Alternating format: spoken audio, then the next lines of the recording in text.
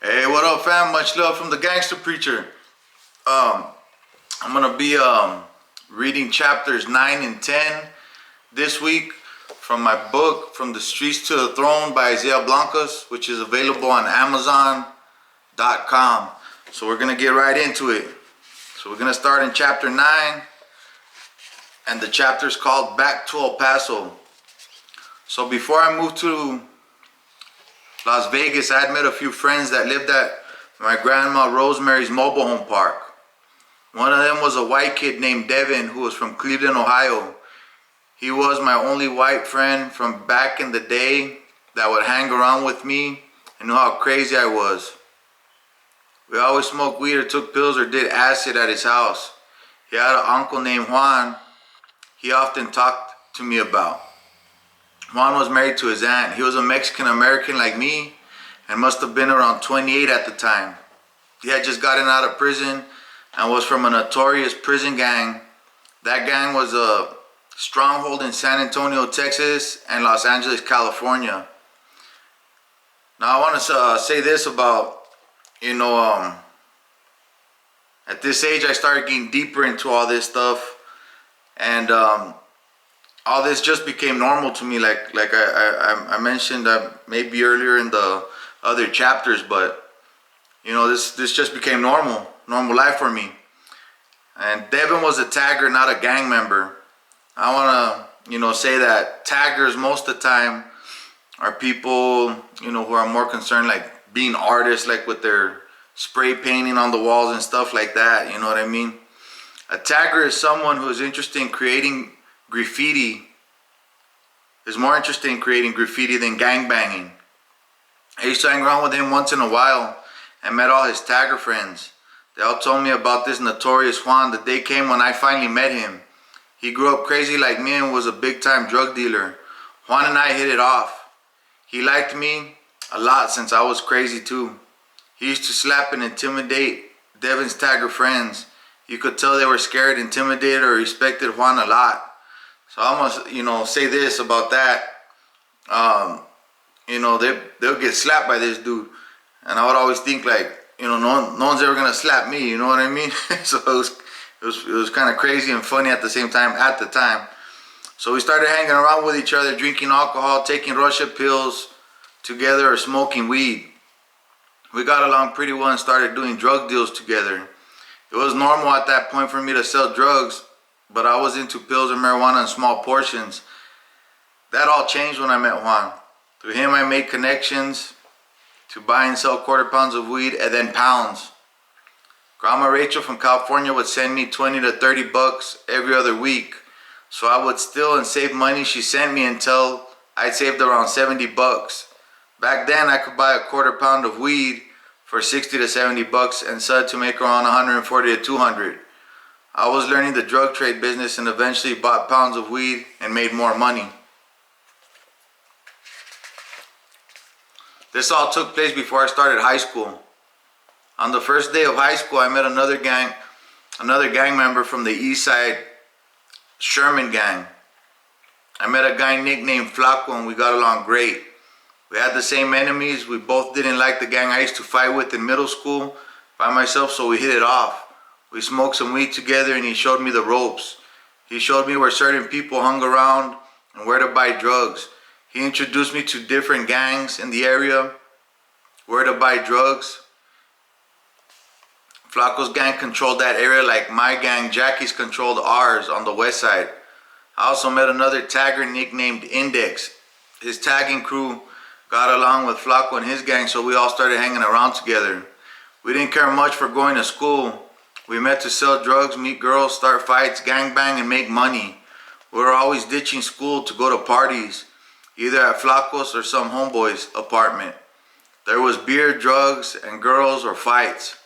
I partied with Index. He had a car with a big speaker system. Loud bass boomed from the trunk.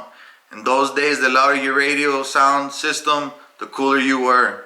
Everyone wanted to hang around with you, especially if you had drugs, which we always had. We were straight up little hustlers and thugs making a name for ourselves.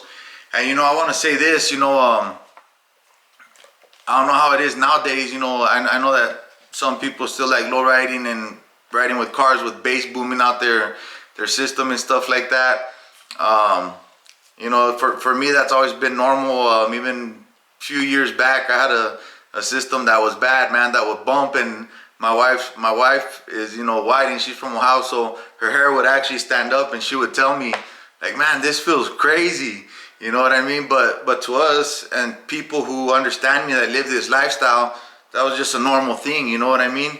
And another thing I want to say too is, you know, I'm just reading you guys my autobiography book, 2 chapters at a time, and giving you a glimpse into my life. It's gonna get a lot worse. The story's gonna get a lot deeper, a lot crazier, a lot worse. But I want you guys to know that I did find Jesus Christ later on in this book. And even when I was writing this book, I was like, man, you know, I had done so much bad and my life was so crazy, and there's stuff I couldn't even put in the book. So, you know, I was excited to get there. So I'm reading to you the bad stuff. It's gonna get a lot worse, but I do find Jesus Christ. And so I just want you guys to know that out there. So now on to chapter 10, Mexico. So at 14 years old, my life consisted of waking up, drinking coffee with the Roche pills after ironing my clothes. Index would pick me up in his car to supposedly study and do well at school, which was a joke. We really went up to school to sell drugs, gangbang, and fight, and make money. I made probably $200 or $400 a day at that age.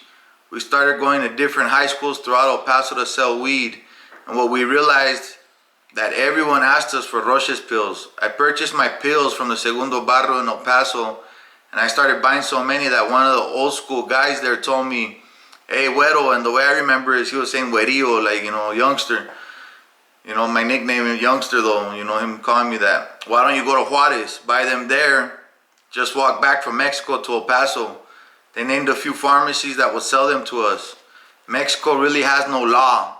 Even if cops stop you and you have illegal drugs on you, all you have to do is pay them off. So that's exactly what we did.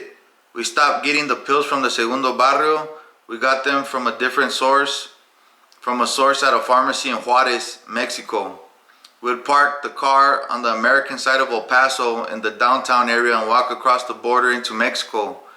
We searched the pharmacies for the best deal. They knew exactly what we were doing. We were buying, as long as we were buying 2 or more bottles, each bottle contained 90 Roche pills. So 2 bottles would equal to 180 pills. In those days, it was common for kids from El Paso to cross into Mexico and go to bars to drink. The $8 cover charge was named Drink and Drown. $8 for all you could drink. So high school kids would have ditching parties in Mexico and get drunker than drunk.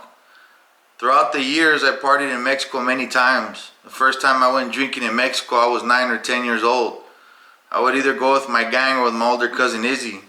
Going to Mexico was nothing new to me, but this was a little different because we could get busted coming back to America with illegal drugs. Getting caught would mean a good chunk of time behind bars, so we emptied the pills out of the bottles, and I would stick some wrapped in plastic they'd given us at the pharmacy into each one of my shoes at the very tips of the shoes. I would cut a small incision in my boxer shorts, pants, and jacket. If it was cold, I would wrap a ball of them under my armpit. The lady at the pharmacy would tape them so they wouldn't fall out before I crossed the border. We had about 6 bottles our first time. The lady said in Spanish, "Be careful, mijo, I'll be waiting to see you soon." I remember taking like 8 Roche pills with a Coca-Cola to get blitzed. I thought at least if they catch me, I'll be messed up. My friends only took like 2 or 3, saying you're crazy. Back across the border, we went to the American side where the Border Patrol and drug sniffing dogs were. I thought, I hope the dogs don't sniff the pills on me. It would be a long jail sentence. But the Border Patrol agents were walking around with dogs, which is normal at any border crossing from Mexico into America. When the Border Patrol agents passed by me with the dogs, nothing happened. As time went on, we started crossing the border with Roche pills every day or every other day. I think pills are considered a legal drug if you have a prescription. U.S. citizens were allowed to get pills at a discounted price in Mexico and cross them legally if you declared them as you crossed. Of course, Roche pills were not legal, but we found a loophole in the system and used it to the fullest. I believe their dogs were trained to sniff marijuana, cocaine, or heroin, drugs of that sort. So you did not get searched unless you acted worried or suspicious. Don't get me wrong, Juarez, Mexico is a very dangerous place to be doing what we were doing. But my lifestyle in general was dangerous, so it really didn't faze me. Walking through the streets of Juarez was crazy, but crazy is how I lived and I loved it. Most people who say they've changed their life for good will usually say they hated how they used to live. But not me. I was addicted to living crazy. That's the 2 chapters, family of God. And I want to say this, it's true. A lot of my, preacher friends that I have and guys that I know in ministry, they'll say that, if we could go back and change our lives and, not do it, we wouldn't do it. Sometimes people ask me like, would you change it, or did you like that lifestyle? And I have to be honest, I always tell everyone I love that lifestyle. But I want to say this, yeah, I love the lifestyle, I love the power, I love the money, I love everything that came with it. But that type of lifestyle, is sin. And sin is fun, it says, in the Bible. That's why this whole world, sins, because it is fun. But the end outcome is a fake dream by the devil. It's death, and then you're gonna go to hell. So that's the reason I don't do that no more. And especially since I found Jesus Christ later on, like I'm gonna read to you in the Bible, in my book, when I get to read the Bible and I change and do all that, why I feel like that. So I believe you guys are gonna love it. So again, my book is From the Streets to the Throne by Isaiah Blancas. It's available on Amazon. You could get that. Also, I have the Gangsters for Jesus Show beanie on my head, and the Gangsters for Jesus Show shirt, which is my show.